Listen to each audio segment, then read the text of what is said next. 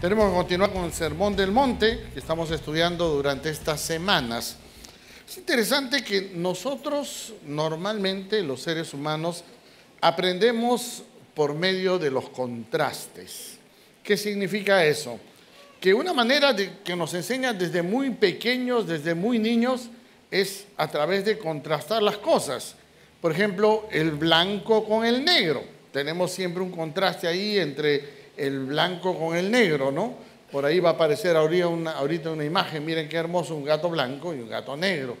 Son hermosos, un hermoso contraste. También tenemos el alto con el bajo, miren por ahí. No soy Eduardo y yo, por si acaso. Se parece, pero cualquier parecido es pura casualidad, ¿no?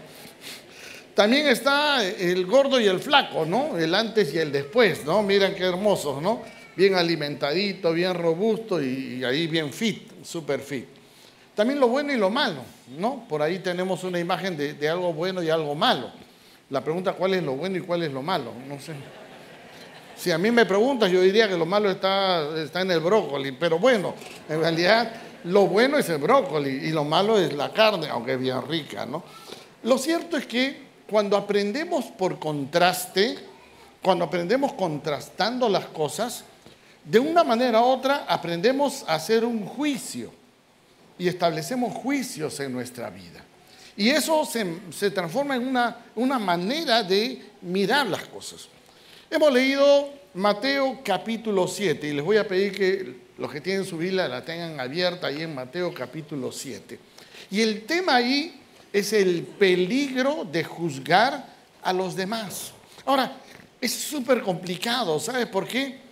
Porque desde muy jóvenes, desde muy niños nos enseñan a hacer esos contrastes y a empezar a juzgar una u otra cosa.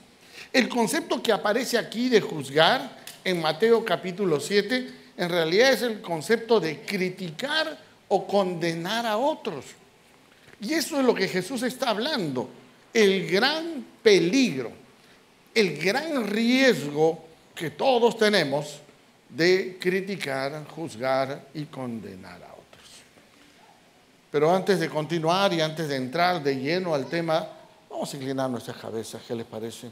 Que sea Dios por su Espíritu hablando a nuestra necesidad y a nuestra vida. Señor, estamos aquí en esta mañana agradecidos por tu amor, por tu gracia, por tu misericordia, porque tú, Señor, nos has perdonado.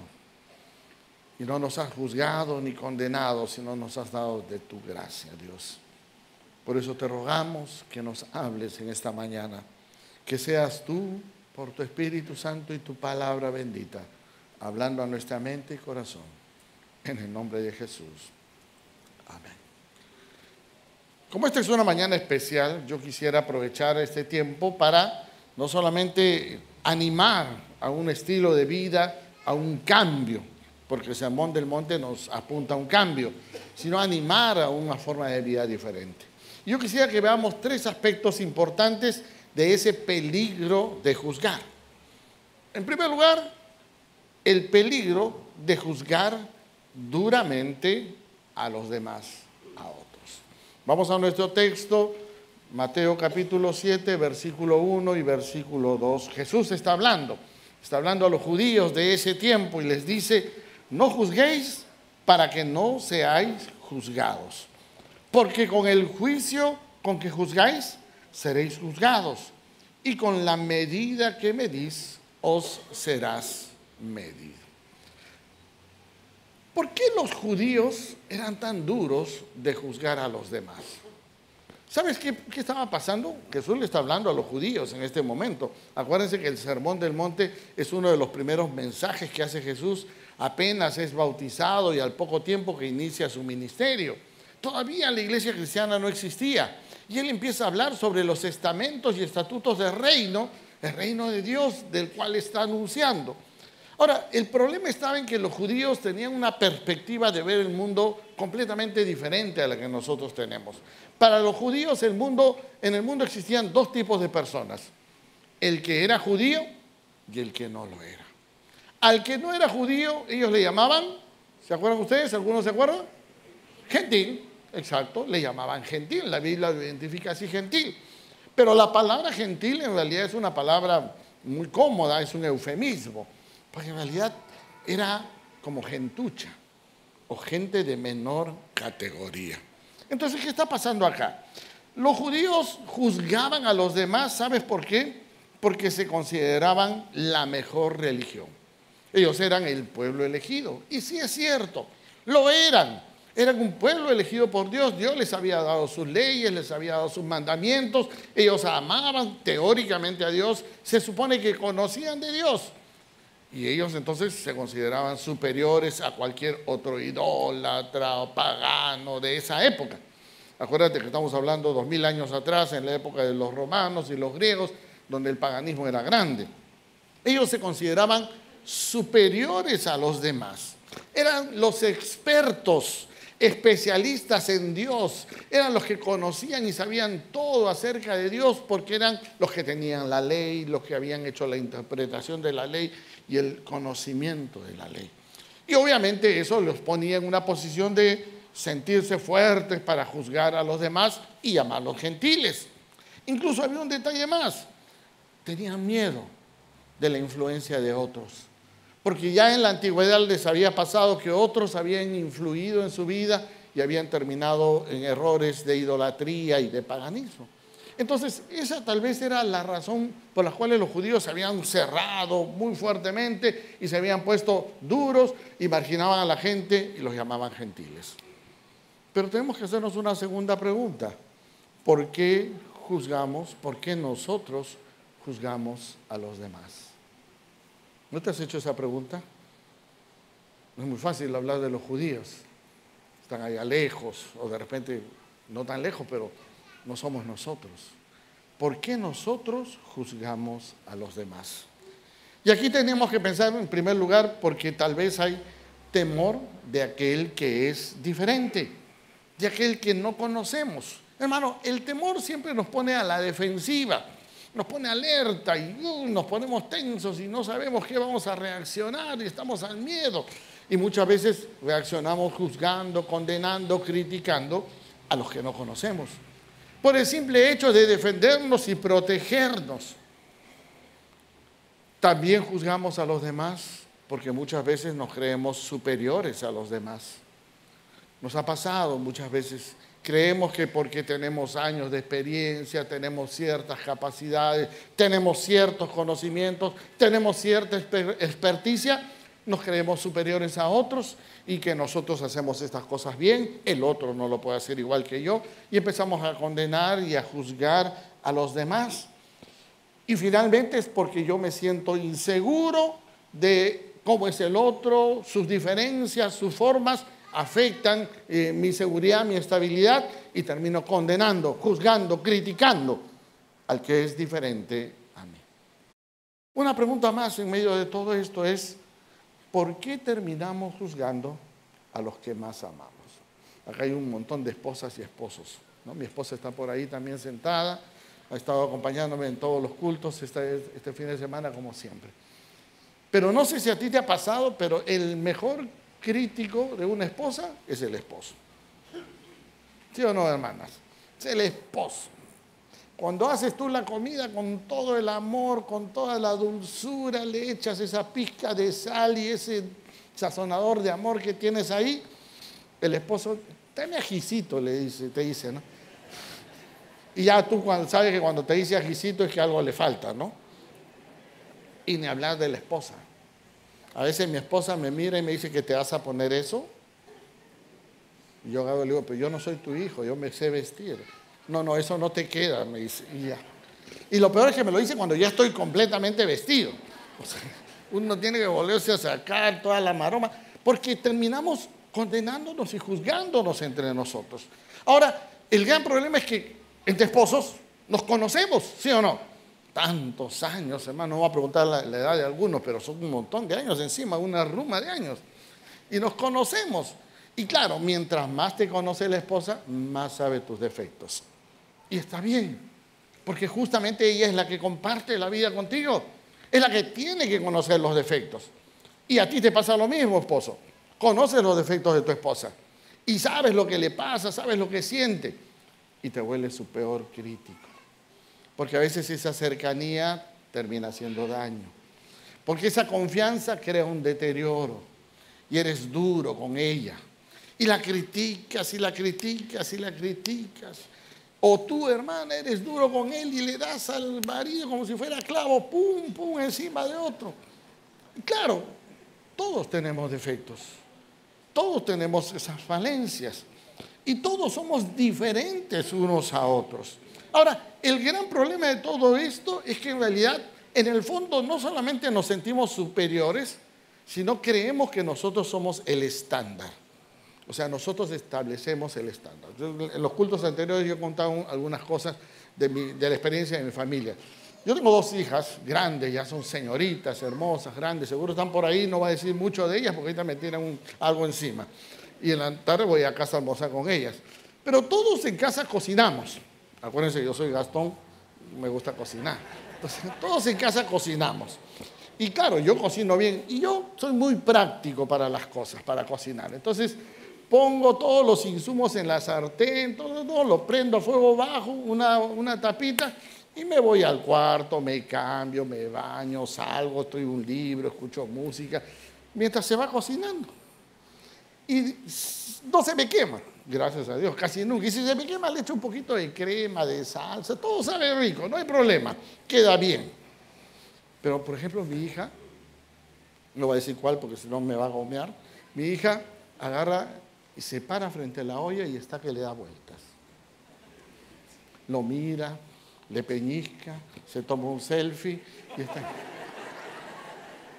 que le da vueltas. Y yo a veces, al principio, perdía mucho la paciencia y le decía, hija, anda a hacer otra cosa, eso se hace solo.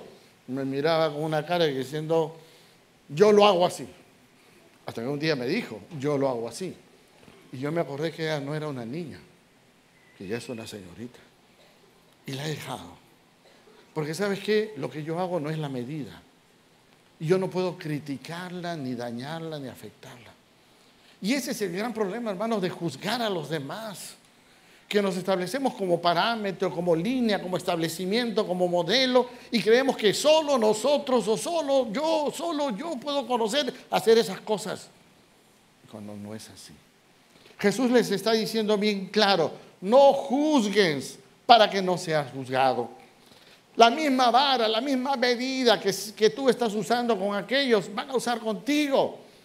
Si tú eres un criticón de tu familia, de tu esposa, de tus hijos, mira, ten presente que tus hijos van a hacer lo mismo contigo y posiblemente tus nietos y todos los demás, porque lo han aprendido de ti, porque tú les has dado ese patrón y ese modelo. Y obviamente juzgamos a los que amamos y la familia es lo primero que paga pato. Déjenme avanzar a un siguiente paso. El peligro de mirar solo los defectos de los otros. Vamos a Mateo capítulo 7 de nuevo y mira el versículo 3 y 4. Jesús sigue hablando de manera muy pictórica, muy gráfica. Él dice, ¿por qué miras la paja que está en el ojo de tu hermano y no echas a ver la viga que está en tu propio ojo? ¿O cómo le dirás a tu hermano, déjame sacar la paja de tu ojo y he aquí la viga en el ojo tuyo?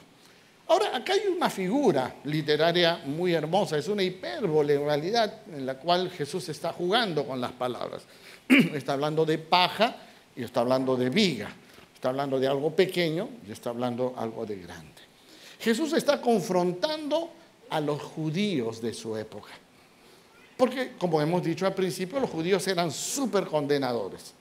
Mira, Dios les había dado la ley y ellos habían transformado esa ley en 613 preceptos que tenían que cumplir. Y que, ojo, hasta el día de hoy los tienen marcados, cuidados, 613 preceptos que tenían que cumplir. De los cuales 248 eran positivos, o sea, esto tienes que hacer, haz esto, positivo. Y 365 eran negativos, no se hace esto. Porque ellos habían estructurado su religión y su fe de manera tan grande y de forma tan estructurada que tenían toda la ley organizada y determinada de forma que habían centrado su religión en la estructura externa, en la forma, más que en el contenido. Les interesaba más el cómo que el qué. Se preocuparon más en las leyes de Dios que en el Dios de las leyes. Les interesaba más la estructura externa que en el fondo profundo de amar a Dios. Por eso Isaías, en el capítulo 1, en el versículo 10, les dice: ¿para qué sirve, dice Jehová, la multitud de sacrificios? No me interesa que haga sacrificios, le va a decir el profeta Isaías a los judíos. Ahora tú dirás, pero ¿cómo es posible si los sacrificios eran parte del ritual judío? Claro, pero acuérdate que ellos habían perdido el propósito de eso. Y obviamente Jesús le está hablando ahora con firmeza y con dureza eso. Y la pregunta entonces se revierte a nosotros. Si los judíos eran criticones por eso, ¿por qué nosotros somos hoy en día tan criticones? Ahora sí entramos a los problemas. ¿Por qué somos tan cuestionadores, tan acusadores, tan juzgadores? ¿Por qué no nos fijamos más en las virtudes y enfatizamos más en los defectos? Y eso es terrible, hermanos, porque eso afecta a todas nuestras relaciones. Eso afecta a todos nuestros tratos, y cuanto más la familia, cuanto más el esposo y la esposa, ¿sí o no? ¿A qué esposa le gusta que su esposo sea su juez y su condenador? ¿O a qué esposo le encantaría que su esposa sea el primero? Por el contrario, justamente necesitamos afectar esa actitud.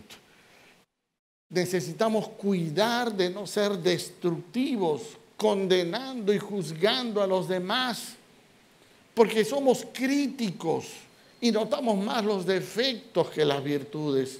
Y eso es lo que está diciendo Jesús.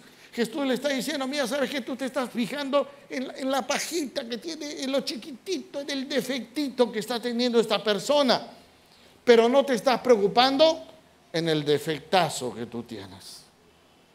Y ese es el gran problema de la crítica. Hermano, la crítica te hace proponer que tú eres el estándar, el perfecto, el bueno, el que puede juzgar y criticar, cuando simplemente tú también tienes el mismo tipo de defectos. Y como decíamos hace un instante, terminamos siendo destructivos en vez de inspiradores. Y aquí hay un primer cambio importante, hermano.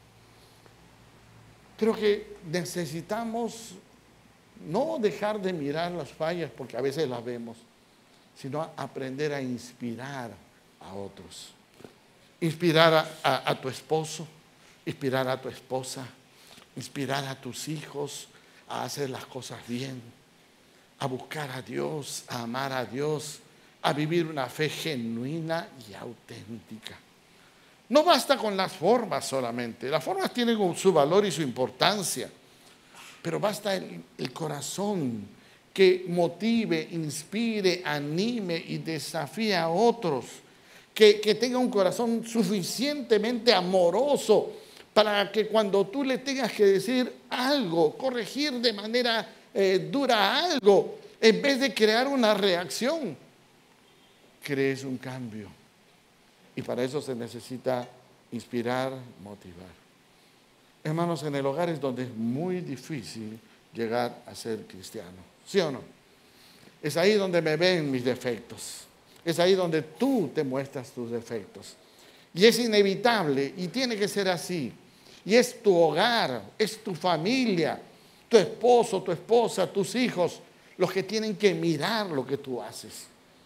Es en el momento de la intimidad familiar, cerrada la puerta, donde tú muestras tu fe, tú muestras lo que eres y realmente expresas lo que hay en tu corazón.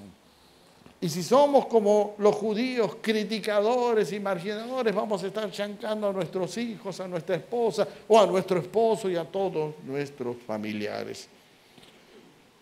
¿Por qué el juzgar en lugar de inspirar? Jesús lo dice gráficamente, porque miramos el defecto de afuera y no miramos el defecto de nosotros. Y hermano, acá hay toda una problemática dura. Miramos la viga ajena, y esa era la gráfica de Jesús, ¿no? El pecadote ajeno. Y no miramos, y claro, nos importa el pecadote del hermano, o del esposo, o de la esposa, pero no nos preocupamos por el pecadote que yo tengo. La pajita del otro es algo que hay que enseñarle, pero no nos fijamos en nuestra necesidad. ¿Y sabes por qué? Porque más fácil es juzgar que motivar. Más fácil es condenar que pedir un cambio. Más fácil es condenar que animar, que enseñar, que inspirar. Y hermano, eso es un drama en las vidas familiares. ¿Cuántos hijos se han alejado de Dios por la dureza de sus padres? ¿Cuántas esposas sufren por la dureza de sus esposos? ¿Cuántos esposos sufren porque su esposa no los entiende? Y todo el día encuentran críticas y condenas de uno y del otro. Hermano, ¿dónde está el modelo, el ejemplo? ¿Dónde está el paradigma de cambio que tiene que haber, donde tu vida inspire al cambio de la vida de otro? Y eso es lo que está diciendo Jesús. Permíteme avanzar a la última parte para ir cerrando y terminando, porque tenemos un poco más en este servicio. El tercer aspecto es el peligro de caer en la hipocresía. Mira en el texto de Mateo 7, mira el versículo 5. Mira lo que dice Jesús. Hipócrita, le dice, saca primero la viga de tu propio ojo y entonces verás bien para sacar la paja del ojo de tu hermano. Mira, lo que está diciendo Jesús es que hay un trabajo interno primero. Lo que está diciendo Jesús es que hay un trabajo interno primero. ¿Por qué los judíos eran hipócritas? Porque se habían encerrado fuertemente en su legalismo. Porque establecían una marca y condenaban al gentil porque era gentil, porque no tenía la ley, y obviamente criticaban al que no era judío. Claro, se habían establecido en esa marca. Y obviamente guardaban sus 613 leyes y creían que eso era suficiente. Pero se habían olvidado que Dios los había puesto de bendición a todas las naciones. Y eso lo dice en el libro de Génesis capítulo 12. Se habían olvidado que el propósito de que ellos tengan la ley de Dios era bendecir a las demás naciones. Entonces había un problema de legalismo. ¿Por qué nosotros podemos caer en esa doble moral y ser también hipócritas como los judíos? ¿Por qué tenemos una doble moral nosotros? ¿Sabes por qué? Porque condenamos al que está frente a nosotros, a nuestra esposa, a nuestro hijo, a nuestro hermano, a nuestro jefe, incluso a nuestro pastor, y no nos miramos a nosotros mismos. Caemos en el juego que está aquí. Juzgamos al prójimo como si nosotros no tuviéramos un defecto, como si nuestros defectos fueran hermosos y dulces y no se notaran para nadie, como si nadie tuviera por qué o cómo darse cuenta de lo que nosotros somos. La hipocresía estaba ahí, en no mirar su corazón. Mira, Jesús no dice, no corrija los defectos. Lo que Jesús le está diciendo directamente es, primero mira tu corazón, primero mira lo que hay en tu alma. Conoce tus defectos, conoce tus falencias, conoce tus fracasos, para que puedas animar e inspirar a otros. La hipocresía no estaba en ponerse una máscara y sentirse otra cosa. La hipocresía es en establecerse como si uno fuera perfecto, cuando uno es débil, lleno de incapacidades y pecados. Jesús le dice a los judíos, generación de víboras, les dice sepulcros blanqueados, porque por fuera tenían una imagen, pero por dentro en su interior tenían otra forma de vivir. Y eso es lo que nos pasa a nosotros cuando hacemos eso. Mira, en Romanos capítulo 2, versículo 1, yo había separado ese versículo también especial para este momento. Pablo está hablando a los judíos y está hablando de la experiencia de los judíos, y mira lo que dice en el versículo 1, dice, por lo cual eres inexcusable, oh hombre, quien quiera que seas tú que juzgas. Pues en lo que juzgas a otro, te condenas a ti mismo, porque tú que juzgas, haces lo mismo. En otras palabras, cada vez que tú juzgas a otro, tú te estás poniendo en la escena. Tú te estás condenando a ti mismo. Porque así como él tiene pecado, tú tienes pecado. Y así como él tiene defectos, tú tienes defectos. Y así como él fracasa, tú fracasas y no sabes reconocerlo. Necesitamos una actitud genuina de cambio. Necesitamos desarraigar de nuestra mente, de nuestro corazón, esa actitud de juzgar, de condenar, de afectar a los demás. Daña nuestro hogar, daña nuestro matrimonio, daña nuestra familia, daña nuestra iglesia, daña nuestra sociedad. Porque en vez de inspirar, animar y motivar, terminamos condenando, criticando y destruyendo. Permíteme ir a la parte final. ¿Por qué no aprendemos a hacer el bien? Mira en Isaías capítulo 1, versículo 16 y 17. Capítulo 1, versículo 16 y 17. El profeta Isaías habla al pueblo de Israel, un pueblo religioso, estructuradamente religioso, y les dice: lavaos y limpiaos. Quitad la iniquidad de vuestras obras de delante de mis ojos, dejad de hacer lo malo, aprended a hacer el bien. Buscar el juicio, restituir al agraviado, hacer justicia al huérfano, amparad a la viuda. Ahora, acá hay un detalle interesante, lo mencionaba en los cultos anteriores. Nosotros pensamos que porque venimos a la iglesia hacemos bien. Y está muy bien, es bueno venir, congregarse, asistir, escuchar la palabra, hermoso alabar, compartir y servir a Dios. Está bien, es muy bueno. Nosotros pensamos que porque servimos a Dios está bien, y está bien. Pero ¿sabes qué? Hay personas que piensan que porque vienen a la iglesia automáticamente su vida va a cambiar.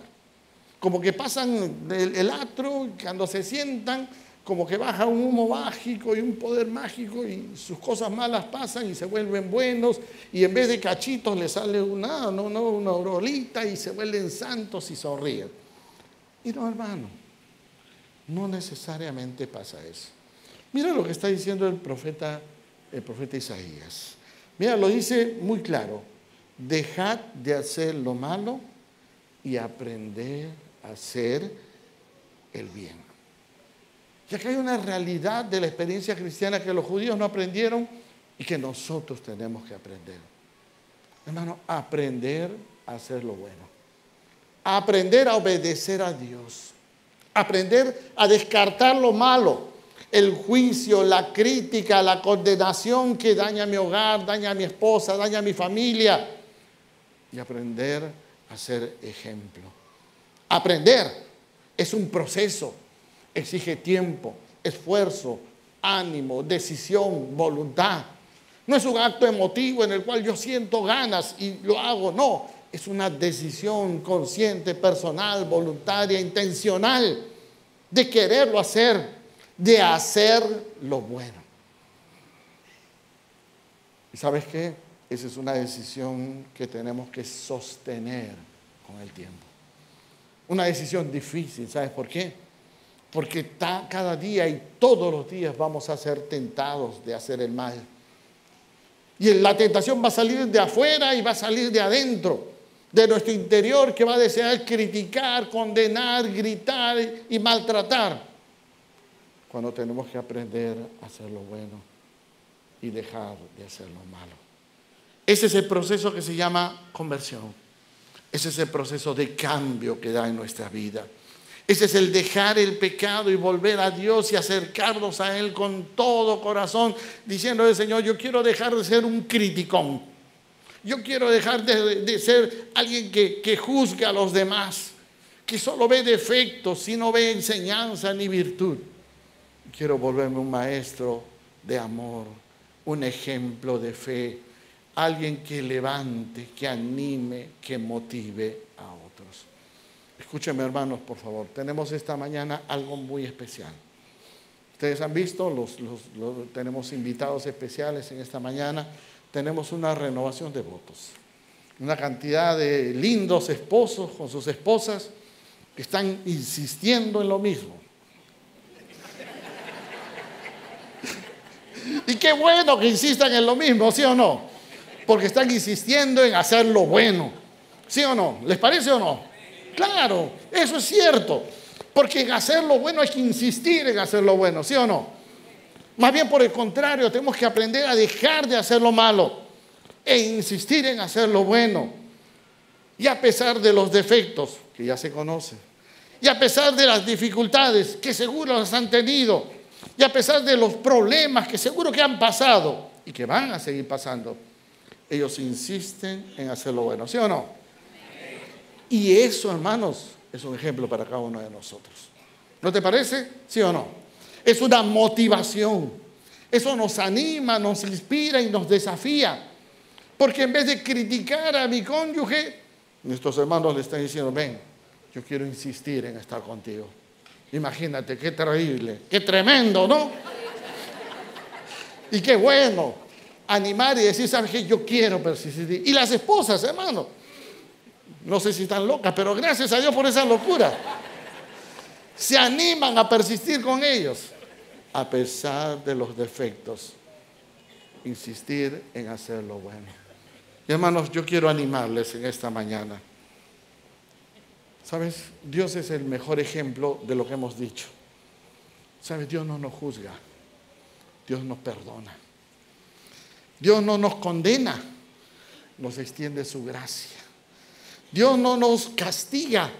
Nos muestra su amor.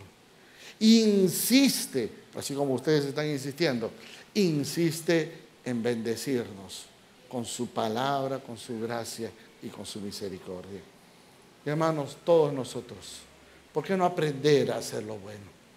¿Por qué no dejar de ser criticadores, cuestionadores, de mirar las pajitas en los ojos de los demás y empezar a mirarnos al espejo y sacarnos, ¿no?, esa viga que tenemos ahí en nosotros, empezar a mirarme mi defecto? Cada vez que veas un defecto en alguien, si empieza a mirarte y preguntarte, ¿yo tendré ese defecto? ¿Yo seré así? Y aprende a ser diferente. Y pídele la gracia de Dios, que Dios te permita de manera muy, muy especial ser un hombre, una mujer que inspire a otros para la gloria de Dios. ¿Oramos un instante? ¿Sí? Vamos inclinando nuestras cabezas. Señor, gracias te damos.